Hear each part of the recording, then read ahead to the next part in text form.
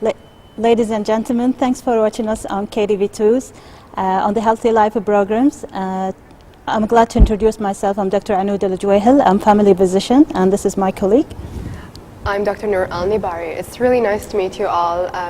Today we have a lot of nice issues to talk about, I suppose. Yeah, we have a lot of medical news, and also we have a guest, an interesting guest actually today. Absolutely. If you have any questions throughout the program, just contact us on the following numbers, or you can tweet us on Twitter.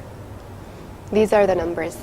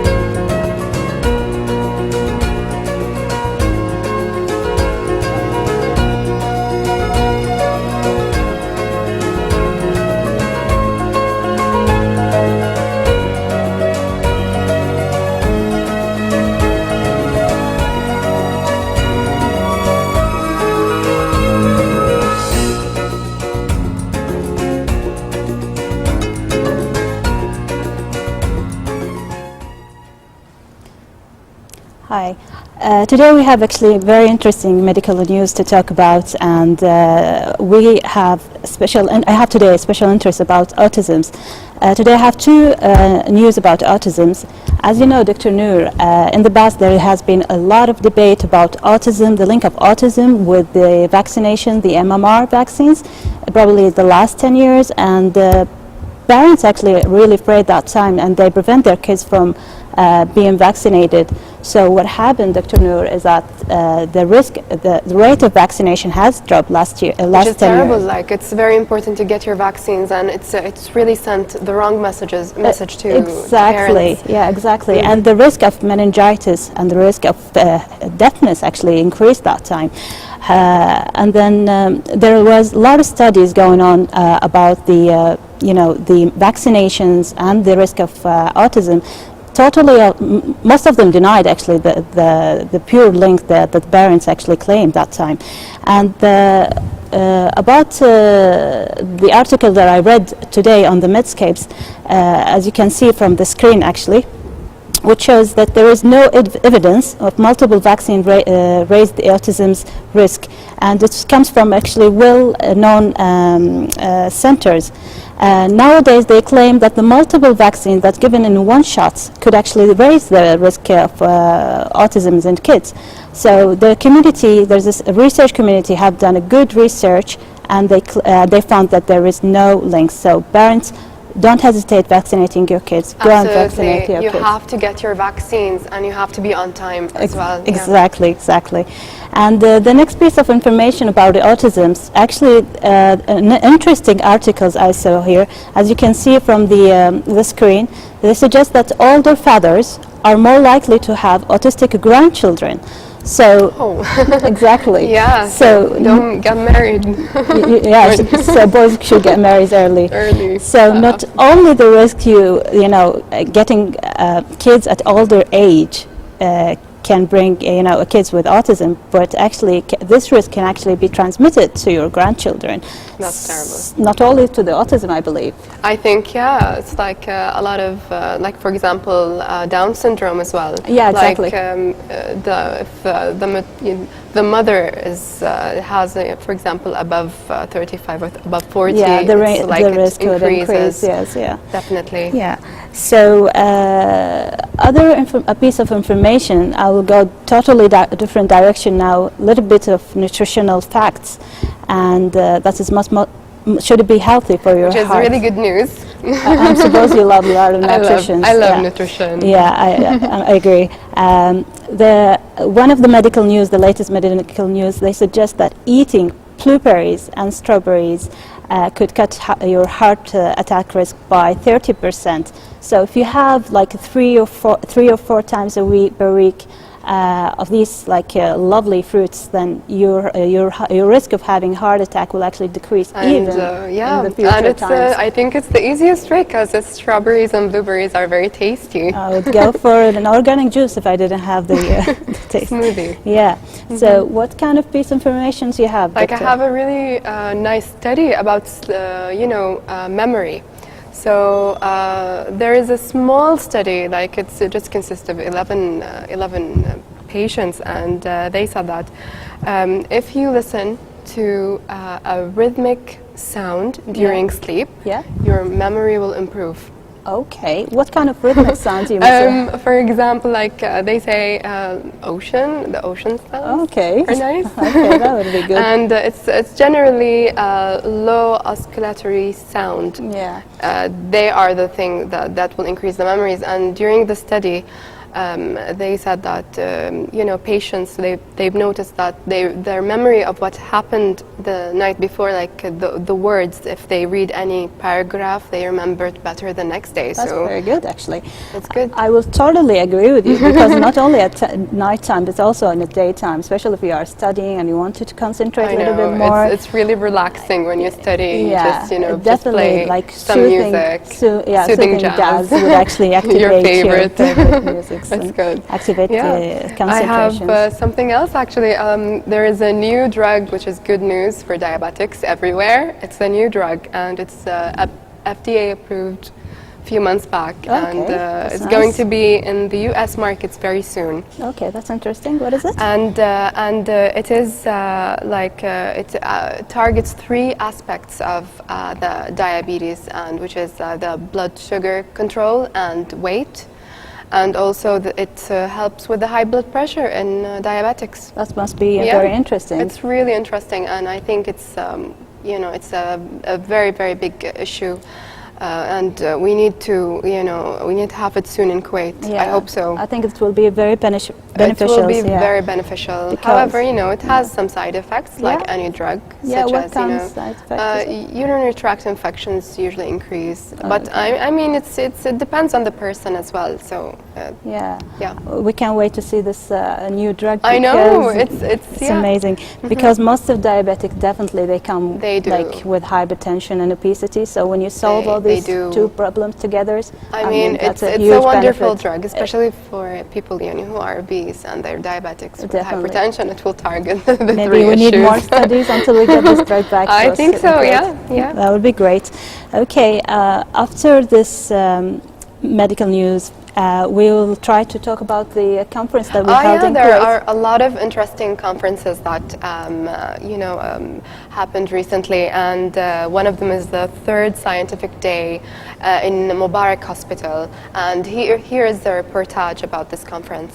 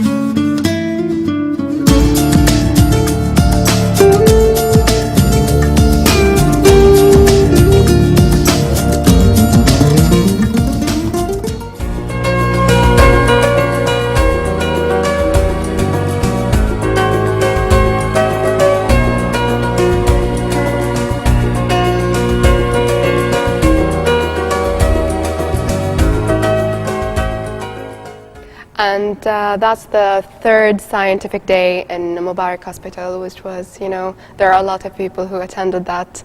And now we will see a lecture on the International Health Day next.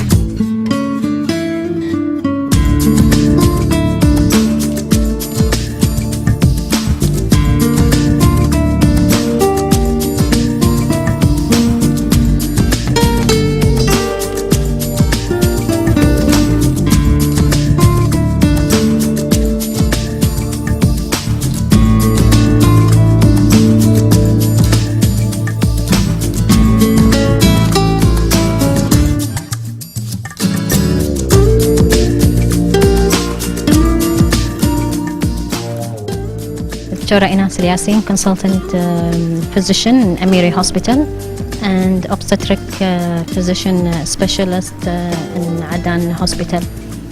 Today I presented a hypertension awareness campaign coincides with the World Health Day, which was a few days back, and with the slogan of the World Health Organization, control your blood pressure, control your life. That's basically the aim. Since hypertension is one of the major causes of death worldwide, it's ranked third worldwide. The World Health Organization, or the WHO, is now promoting more public awareness in order to control and prevent the major and serious side effects of such a disease. It's a preventable and curable disease, and that's what we're aiming for. We need people to know more about the disease, the nature of the disease, what risk factor that contribute to it. Here in Kuwait, one of the major risk factors are, apart from hereditary, are the obesity or lack of physical activity, excessive outdoor intake. All such causes contribute to increase in the prevalence and incidence of hypertension, and hopefully we can help in controlling the disease more by advising people how to check their blood pressure regularly, try to exercise and be active more, and adapt a healthy eating habit, because that also going to affect their body mass index and body weight, and reducing weight is also known to reduce the risk of hypertension. For the student, I encourage them to be active and exercise more. Cut out the junk food, because the fast food companies and industry is increasing widely worldwide. It's not in Kuwait, and we know all these are major or direct contributor to increase in obesity, which in turn increases the chances or risk of high blood pressure. So I do encourage them to try to eat healthy, reduce your outdoor junk food habit, and try to eat healthy and stay healthy.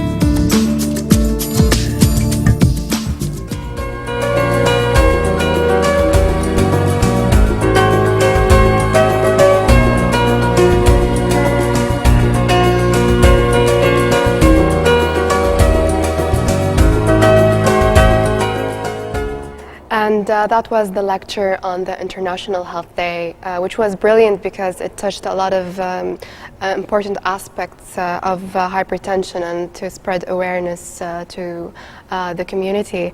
And now for the last one, which is the Plastic Surgery and Laser Conference that occurred in Kuwait. And here is the reportage.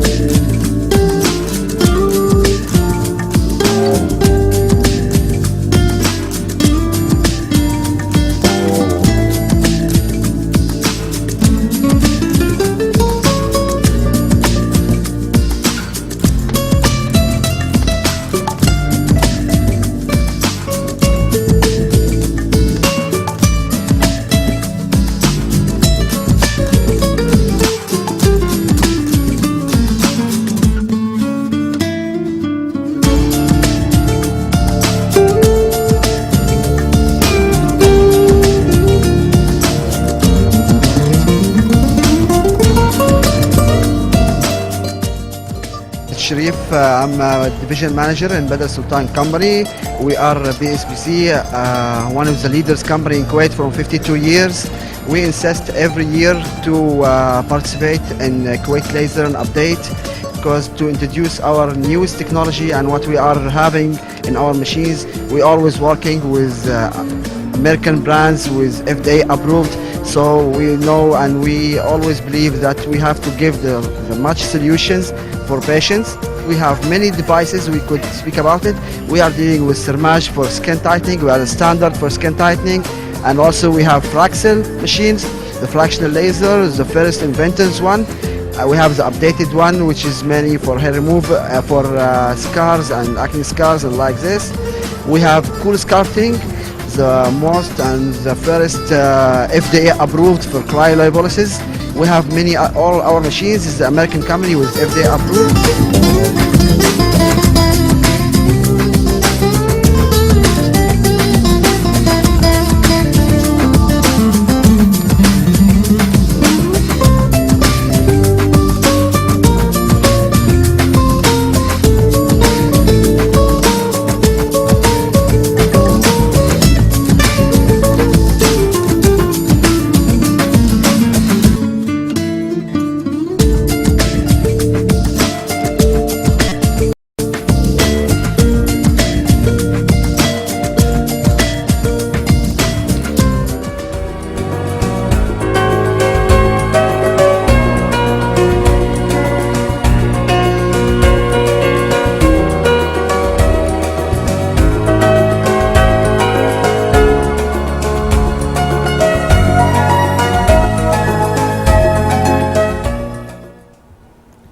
Okay, now we move to the most interesting part of the show.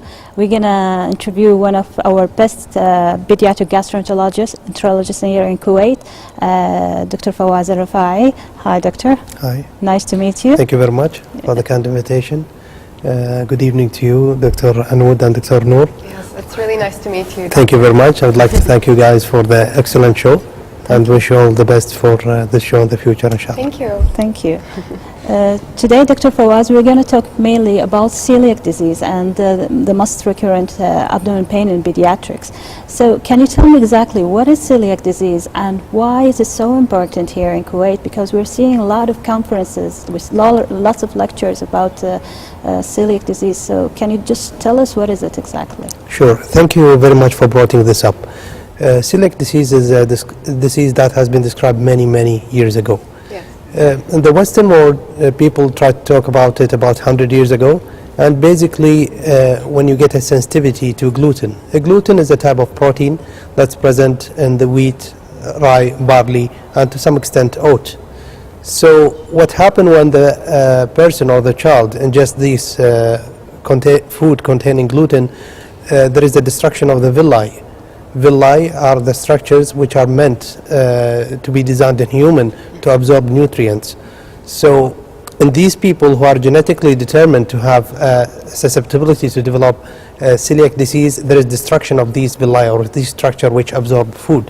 When this is happening, of course, the child or the person will have malabsorption, or he's not getting a sufficient amount of food in his body, so that's why he or she might get loose stools and difficulty in gaining weight. So this is basically a simple definition of celiac disease. And how common is it in Kuwait? Like I know that we're seeing a lot of cases, but I mean, how common is it? Good question, Dr. Noor. At the current time, we don't have studies to describe the prevalence of celiac disease. We are working on studies in children in collaboration with colleagues from all over Kuwait. I think the number that's quoted is still underestimation, because there are a lot of silent cases that is there in society, but we don't know about it. Just being in this show, I think, will increase the awareness and education to other healthcare professionals and to lay people about celiac disease. So at the current time, we don't have estimate, but if you look at the literature, the prevalence is about 1% of the world population having celiac disease, which is a huge percentage. Okay, that's great. Now for a small intermission, and we'll be right back.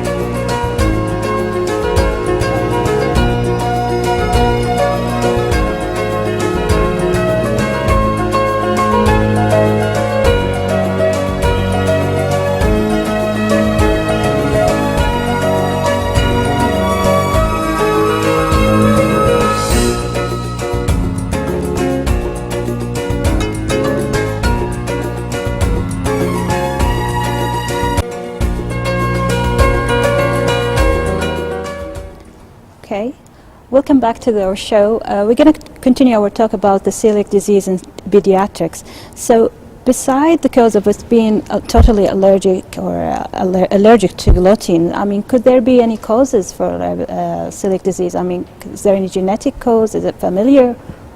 So the simple question to this is still we don't know. All what we have are theories. We have just postulate about the etiology or the causes of celiac disease. Like many diseases in pediatrics and medicine, people talk about interaction between genetics, so genetic makeup when you are born with your genes, and the environmental, so exposure to different environmental triggers. And people agree on this theory that you are born with susceptibility with specific genetic makeup that make you susceptible to get celiac disease, but something happen with certain type of virus that enter your body, or you have been exposed to gluten at a certain age, especially the age of weaning from breast milk, usually 6 months or so. And they do it really much earlier in Kuwait. It's That's very right. strange. They do it start at maybe 3 months or 4 months. That's right. So yeah. if you look at the recommendation from American Academy of Pediatrics and other nutritional bodies, they recommend minimum to start solids from 4 to 6 months and sometimes later as well. Which is it's very important for mothers just to start it from 6 months. Exactly. Yeah. And what about, the symptoms? Like, what do they get? So there is a shift of the symptoms now. People, especially practitioners, think that celiac disease is mainly a gastrointestinal problem. So stomach-related problem. When you get loose motion, you get stomach cramps, vomiting, and so on. This is the classical picture that we have seen in celiac disease many, many years ago. Now there is a change in symptoms. We are starting to see obese patients. Obese children who have the opposite. They don't have loose motion, they have constipation actually. Yeah, so it's a complete opposite. So that's the tricky part of having difficulty in identifying cases of celiac disease. I think the simple message to physicians and lay people out there is to keep your mind open to all possibilities. Absolutely, yeah. And there are many studies in adults as well. They're looking at irritable bowel syndrome patients. They found at least 3% out of them tend to have underlying celiac disease. So, that's plenty, yeah. actually. so Yeah. it's a quite common, and irritable bowel syndrome, we have a lot And of if patients you in know our the society. cause, if you know the cause, you will completely, remove the You're symptoms. correct. So, You're correct. In terms of other symptoms, so we talk about the gastrointestinal. Other non-gastrointestinal symptoms can include delayed puberty in boys and girls, iron deficiency anemia. So they get anemia, they are iron deficient, but they don't respond to treatment. You give them iron again and again and again, and they don't get better, because all of us know that iron gets absorbed in the small intestine, and if your small intestine is damaged, whatever iron you are giving, the patient will not absorb this. So it's one of the Exactly, which is- indications to think about celiac disease as well. Yeah. Could it be presented with behavioral disturbance, like in kids, any behavioral abnormality or hyperactivity or underactivity? So there are many reports coming, not about hyperactivity only, but coming about certain type of epilepsy, All right. convulsions that has been linked to celiac disease, and also some types of weakness of the limbs that has been linked to celiac disease. I personally saw a few kids like this. I can tell you it's not a common presentation, but sometimes you have to think outside the box, and there are cases described with behavioral difficulties. Yeah. In my practice, I saw many children usually who are irritable. They cry for no good reason, and this is because of celiac disease. Once you identify them, you remove gluten out of the diet, everything improves. And this is the first thing that the parents will notice about their children. The children became smiley, and they become interactive, and they don't cry as much, and we see this in our practice. After the And what about the stools? It's like more of a diarrhea, is it? Yeah, so the classic teaching that we get taught in medical school, and people know about it, that people get malabsorption, so they don't absorb nutrients well in the small intestine, so they should have loose motion. Loose motion. But this is not 100% guarantee in all cases. So it's We have a very lot of different children and who have variable constipation presentation. actually. Yeah. Yeah. And I don't see a lot of children come to me with celiac disease and lose motion anymore. Yeah. How does it really affect the growth of the child? Does it really affect in huge centimeters with regard to the length, or? So failure to thrive or having poor weight gain is one of the main indications to screen children for celiac disease. A lot of practitioners know this by heart, primary care physicians and pediatricians. So poor weight gain is one of the early indications that this child is not absorbing all the nutrients in his small intestine.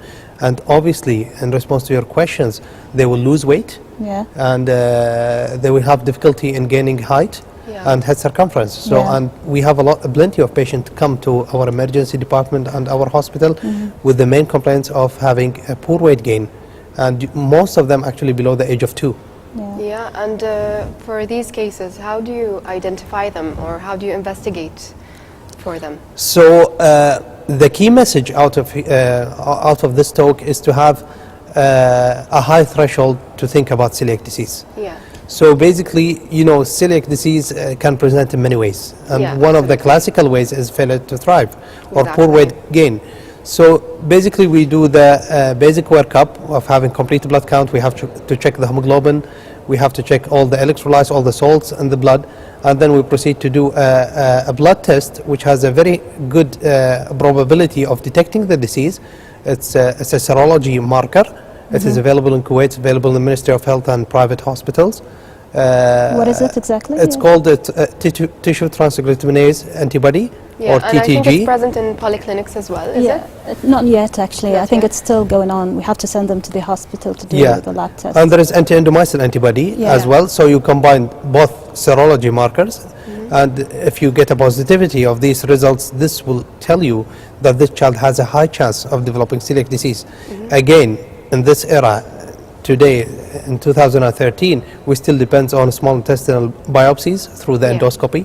So the special camera will put it through the mouth in order to isolate the samples from the children small intestine.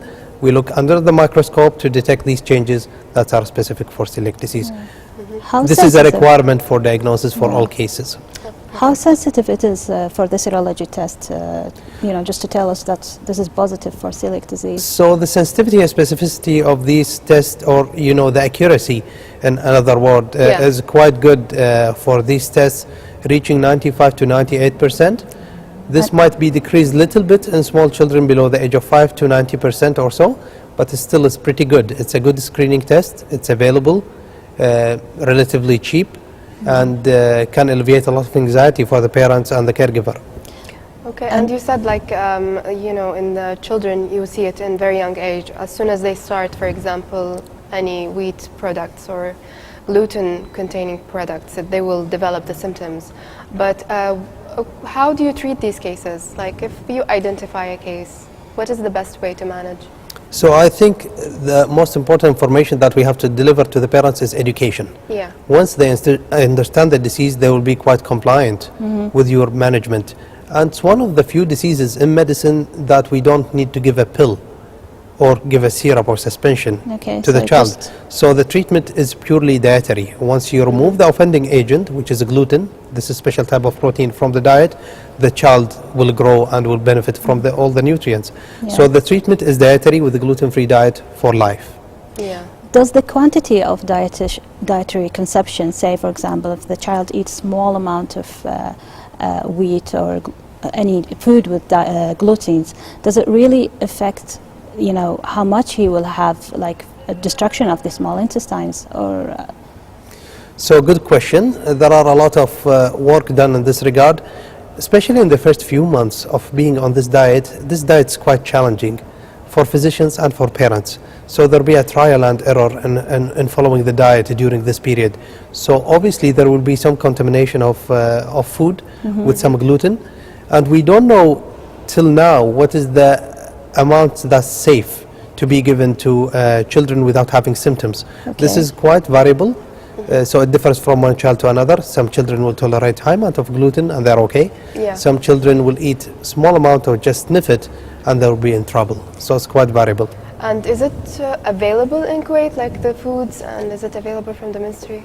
Yeah, so in the Ministry of Health we are providing children with celiac disease with the gluten-containing products, with biscuits, certain type of preparation Yes. that they can use in the gluten-free products. We provide them almost every 6 months to a year, and then we renew it. We have to see the patients in a follow-up to make sure that he's following this diet, and we follow the patient clinically as well. There are many shops selling these products. In the meantime, the problem with these products, the palatability or the taste is not great, and also the prices are a little bit high. Yeah. But we are working in this regard, hopefully, with to decrease the prices and to make these items much more available for patients. Yeah. Doctor, I just want to know, what is the benefit of catching these patients early as possible and, giving them the treatment as early? Would that help them later on in life? Definitely it does. So if you catch these patients early in life, this will improve the compliance. If you diagnose the child below the age of 2, it's very easy for him or her to follow the diet. If you diagnose them as the age of 12 or 13, you know, in teenager age group, it's very difficult to be compliant with anything, not only diet, with medications, with few other things as well. And we try to diagnose this condition early in order to prevent complications. Yes. What I mean by complications, there are many complications, including nutritional. It's mainly when you get vitamin deficiencies, especially folate, vitamin B12, fat-soluble vitamins like vitamin A, D, E, and K. So there is a clear link of fat-soluble vitamin deficiency and celiac disease. Also osteoporosis, All right. pathological fractures, and the most fearful complication that I warn the parents about is the risk of malignancy or risk of cancer later in life, especially in the small intestine, but also the risk of breast cancer, thyroid cancer is high in this population of patients. Yeah, and for example, I think it's very challenging for both the patient and the parents. And I think, of course, when a child is in school age, they will tend to eat anything they want and they don't follow. What advice do you have for the parents to help their children? So this is very nice question. We had difficulty for children when they go to school because they try to eat from, you know, their classmates and so on. And the problem then, the Ministry of Education does not provide gluten-free products for these children. For example, diabetic patients have a special diabetic food that's delivered in schools.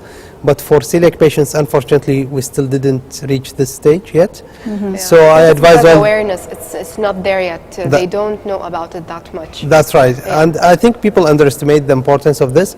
It costs the health system a lot. When do you diagnose the patient at terminal stage of the disease? We have adult colleagues who diagnose small intestinal lymphoma or malignancy or cancer in the late age, usually 70 and above, whereas the underlying disease is preventable and manageable, which is celiac disease. So really, prevention is the key message here. Doctor, what kind of follow-up do you do with the patient? Do you do like endoscopy kind of frequently with a certain like time limits every 6 months or every year? Or it just depend on the overall well-being of the patient? So we follow the patient clinically. That means we check him or her in the clinic. Basically, we focus on the growth and then the symptoms, how the child is feeling. Yes. We don't need to repeat endoscopy because we know it's a lifelong disease, so you are not getting to be cured. It's like diabetes and hypertension, asthma. So we don't repeat endoscopy in general unless you have problems. So we follow the patient by taking, you know, careful information, by examining him, and then we do the serology markers that we talked earlier about, the tissue transcriptaminase antibody, to make sure that this patient is compliant with the diet. If these tests are negative, it tells you that he's quite strict with the diet. Yeah, and I think after that, I think all the viewers are going to test for it. So, I mean, should everybody test for it? Because, you know, it's a variable from symptoms. So what do you think? So I think you have to put everything into context. Yeah. This is the duty of physician. So it will be a very difficult for every person to go and ask for a celiac disease. It's going to be very silly. So you have to put everything into context. I will leave this to the primary care physician, to the pediatrician. They know their business, I'm sure. So they have to take accurate history and basically to check the red flags, which I want to highlight in this show. What are they? What are so the red flags, basically, we check about the growth. This, as a pediatrician and as a pediatric gastroenterologist, a growth is ABC of pediatrics. If the child is thriving well or not. If he's not thriving, he deserves to be investigated. And then you look at the quality of symptoms. If he gets stomach bloating or distension of the stomach, if he gets loose motion, that's going on for a long time. If there is vomiting, that's not explained by something else. And the story of iron deficiency, anemia, that we talked about earlier. These are strong indications for practitioners to think about celiac disease. I think celiac disease actually is a very important, disease to diagnose because it's quite tricky, as you said. It can present with a lot of symptoms. So I think what should happen actually in the primary care setting is that the consistency. I mean, like the patient should actually see their own family physicians you know, follow-up. follow Like, up it's with the very same important. It's family with the physician same doctors. doctor, and also Because they keep have to on get the changing. weight Yeah. and height Yeah. in the polyclinic because I agree with you. it's essential. keep on changing doctors actually can It's- miss the cases very quickly. That's right. You know, so Another this important is message to think about to do screening. So I just have to mention the high risk groups to be screened, whether they have symptoms or not. So all children with Down syndrome should be screened for celiac disease. Those with type 1 diabetes, which is very common in Kuwait, reach almost 20% of our children have type 1 diabetes, and quite happy that our colleagues in endocrinology and diabetes doctors are doing this screen annually for these children, and they refer them to us when there is a positive test. Also, children who have family history, so father, mother, brother or sister with celiac disease deserve to be screened. Is there any association network for celiac disease here in Kuwait?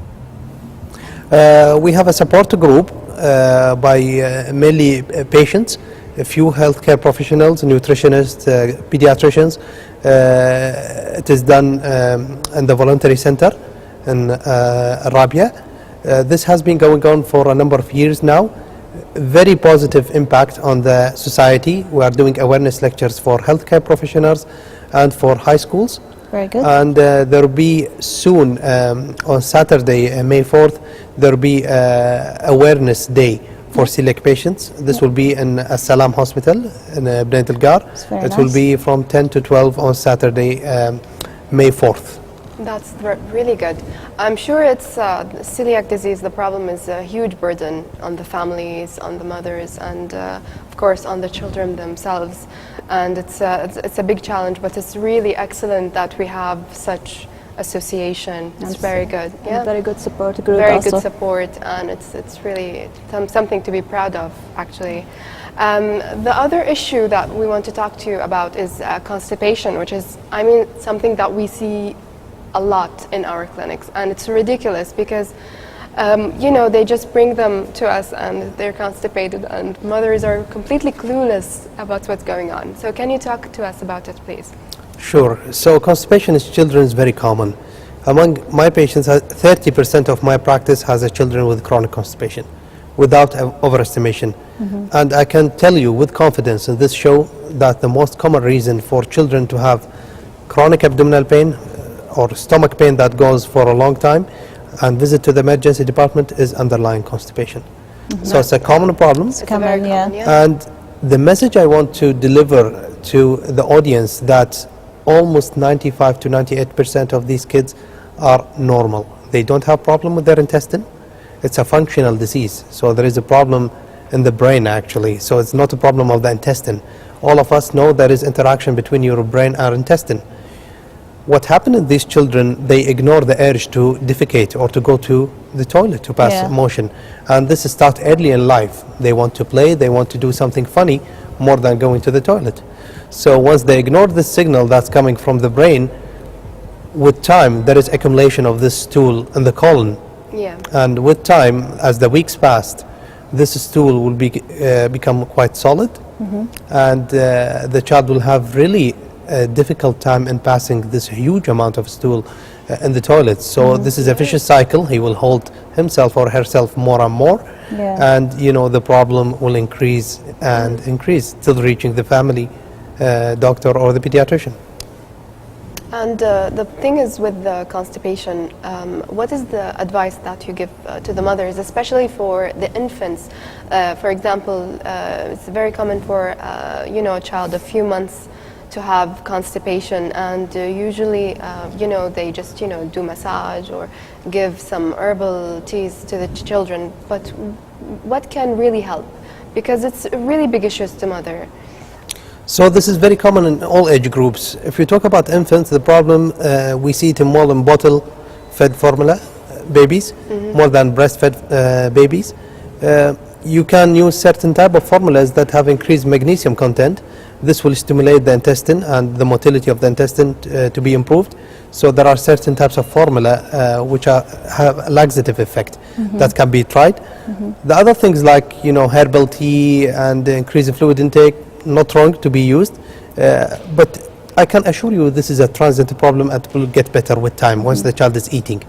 Once he enters the area of 4 to 6 months, he will be interested in eating, and this will improve the intestinal movements. And is it safe to use such herbal teas in infancy? Because there is, for example, aniseed or cumin.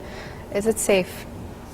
So I think the amount should be quite small. Yeah. It doesn't replace milk. Doesn't. And the families have to be quite careful in using these regimens. They can try it for once or twice, but if the child have loose motion or if he's uncomfortable, they should stop immediately. Could constipation be related to bedwettings for kids, or urinary incontinence, or encopresis? So encopresis, or just to simplify it to the audience, when you get soiling, so the child will not have a control on his or her stools. This has happened because of underlying constipation. Yes. As I mentioned earlier, in the causes of constipation, this child will get impacted with a huge amount of stools in the rectum and the colon. Once the child eats, there will be accumulation of fluids, and this fluid will seep at the side of the stool, and the child will not have a control on it. And this is what we call soiling, or encopresis as a medical term. So there is a link of constipation to encopresis. In terms of other things like bedwetting, there are two different problems, but they are both functional problems. So they can happen in the same child. It's not uncommon to see both actually. Other important piece of information I want to highlight, children with constipation, there is a lot of pressure on their bladder. Yes. And once they get pressure on the bladder, there will be stasis, or there will be, susceptibility to get urinary tract infection. So we always screen these children for urinary tract infections. So once the constipation is relieved, the frequency of urinary tract infection goes down. Perfect. And how do you manage the patients, the older ones? How do you treat them from constipation? So what I'm doing, like any disease in pediatrics, education. The easiest part of medicine is to prescribe medicine. Yeah. So I spend a lot of time with parents and children themselves, showing them the colon and just describe to them what's happening in their colon and why they're getting constipated. Once they buy the concept, they'll be quite compliant with the diet.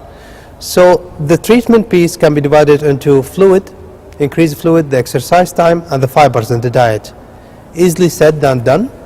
Of course, because we have a sedentary lifestyle in Kuwait, and junk food is everywhere, so it's Exactly. yeah. So it's one of the problems that we're one of the having. So problems. you need to exercise, you need to increase your fluid more. intake and the fibers intake, Yeah. and then we'll move to the medication part. Yeah. So medication like laxatives can be used to relieve constipation.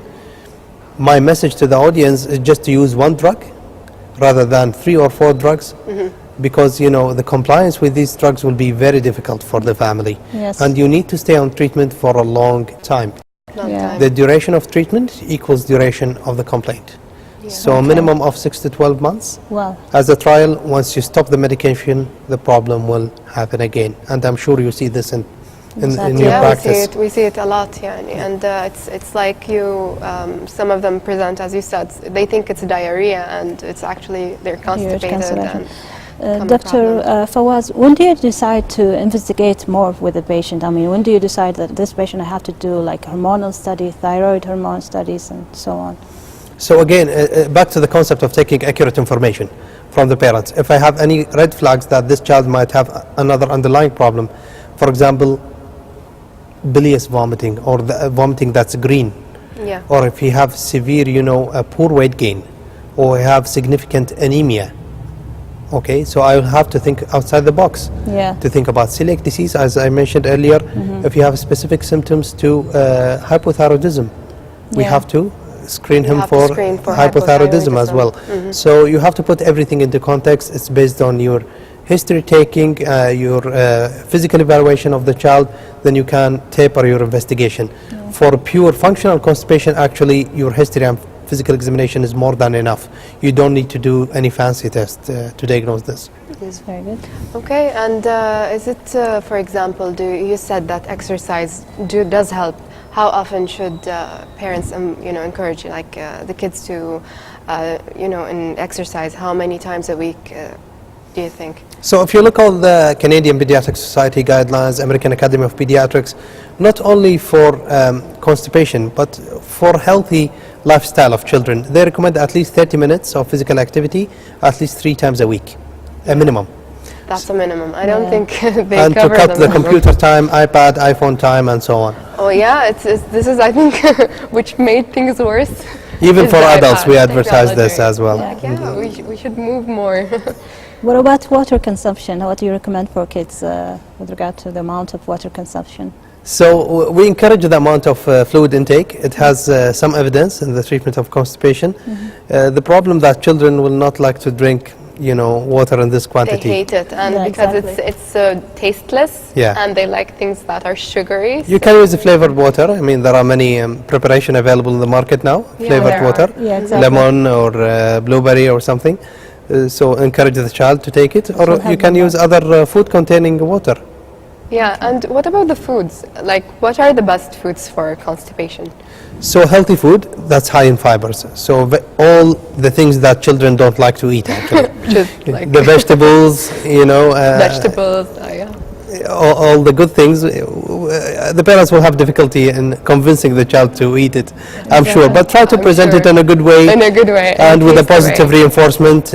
If you eat this, we'll do this to you. Exactly. And this works in a lot of children. That's very good. Yeah, that's brilliant. And do you know, like, prune juice?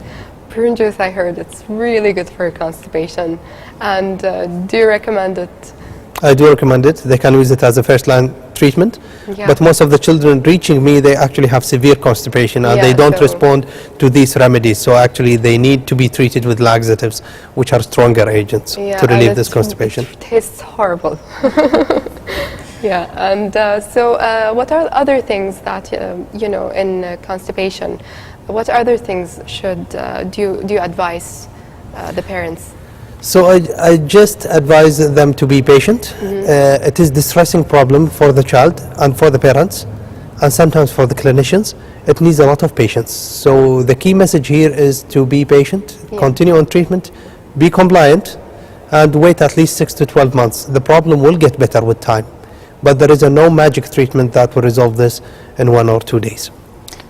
Doctor, how could you compensate between parents who give their kids a lot of iron treatment or iron syrups, and on the other hand they have constipations?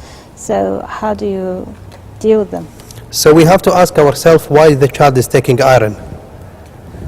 Okay. Is it justified or not? So if it is not justified, then we have to be careful about prescribing iron for a long time. And this should be under supervision of a medical doctor. So you have to put things into balance. Yeah. Exactly. Thank you so much, Doctor, for coming here today. It was wonderful having you here.